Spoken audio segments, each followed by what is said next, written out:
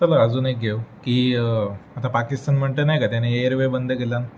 अबे घाटा कोणला आहे, तुम्हालाच आहे ना. ठीक आहे, आता तुम्ही बंद केलं ते बंद केलं, आम्हाला काही प्रॉब्लेम नाही भारताला. सेकंड म्हणजे भारताने आपलं जे सिंधू नदी आहे त्याचं जे इंडस वॉटर ट्रिटी आहे 1960 साली जे झाली होती ती ट्रिटी सस्पेंड केली आहे. ठीक आहे, आता तुम्ही समजून घ्या की सस्पेंड केले म्हणजे काय व्हायचं की तिकडचे लोक यायचे आणि इथे टेस्ट म्हणजे त्यांना अधिकार होता की इथे येऊन बघायचं की हे बरोबर पाणी सोडतायत की नाही, की पाणी कमी सोडतायत वगैरे असं. ते आता बंद केलं. ठीक आहे, तर आपण आता इथे जे काय करतोय ते आपण काय करतोय हे त्यांना कळणार नाही.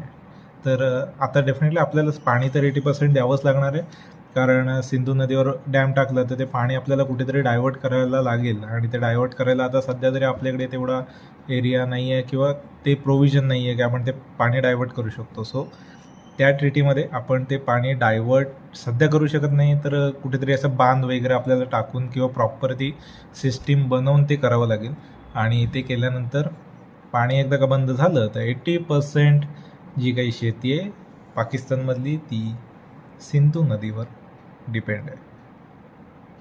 कुठल्या बेसवर धमकी देतात रे पाकिस्तानमध्ये. आधीच त्याला भिकारी देश नेते असले काहीतरी करत बसते.